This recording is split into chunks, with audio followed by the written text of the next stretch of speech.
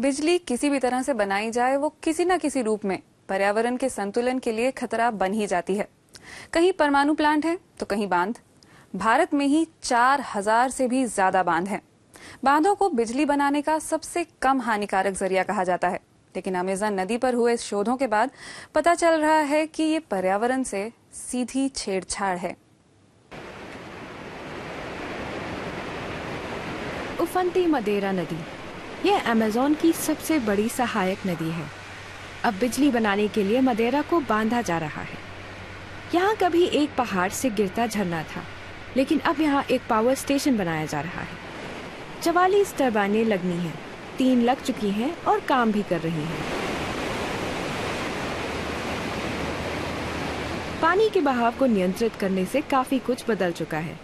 बांध से 7 किलोमीटर नीचे बसे शहर पोर्तो वेल्यो में इसका साफ असर दिखता है। स्थानीय लोगों के मुताबिक कुछ महीने पहले यहाँ बगीचा हुआ करता था। अब इसे पत्थरों से पाट दिया गया है ताकि तेज बहाव जमीन न काटे।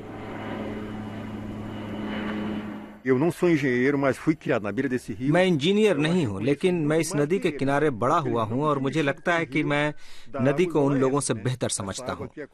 वे इस तरह के बहाव से कभी नहीं जूझे हैं। इस नदी का बहाव बहुत तेज है, जो अपने साथ बहुत सी मिट्टी और रेत लाता है, लेकिन अब ये हमारे पेड़ पौधे और मकान बहा रही है, हाइड्रो पावर प्लांट की वजह से। वे इससे इनकार करते हैं, लेकिन ये सच है।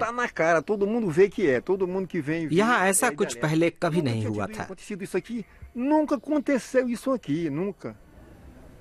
बाढ़ के दौरान बैराज के सभी फाटक खोलने के बाद पानी तेजी से आया और सब कुछ बहा ले गया।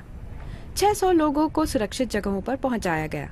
इनका आरोप है कि बिजली कंपनी अपनी कमियां छिपाने और लोगों को गुमराह करने के लिए इस तरह के ब्रोशरों का इस्तेमाल कर रही है। गलत तस्वीरें दिखाकर दावा किया जा रहा है कि कैसे उन्होंने एक इलाके को बचाया। बांध के पीछे भी हालत बुरी ही है। टावरों के जरिए बिजली तो दूसरी जगह पहुंचा दी गई, लेकिन हजारों एकड़ जमीन डूब चुकी है।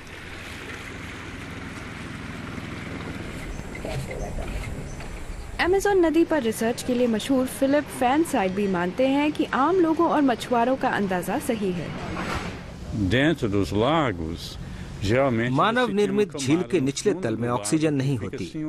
इसका मतलब है कि वहां पहुंचने वाली जड़ें, पत्तियां और जैविक तत्व कार्बन डाइऑक्साइड नहीं पैदा करते, क्योंकि उन्हें ऑक्सीजन मिलती ही नहीं है।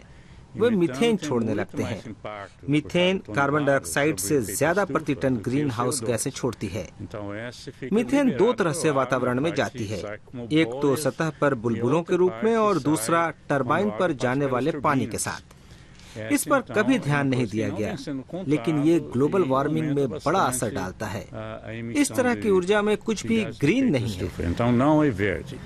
बिजली कंपनी बांध के किनारे 600 हेक्टेयर जमीन पर पेड़ पौधे लगाने वाली है।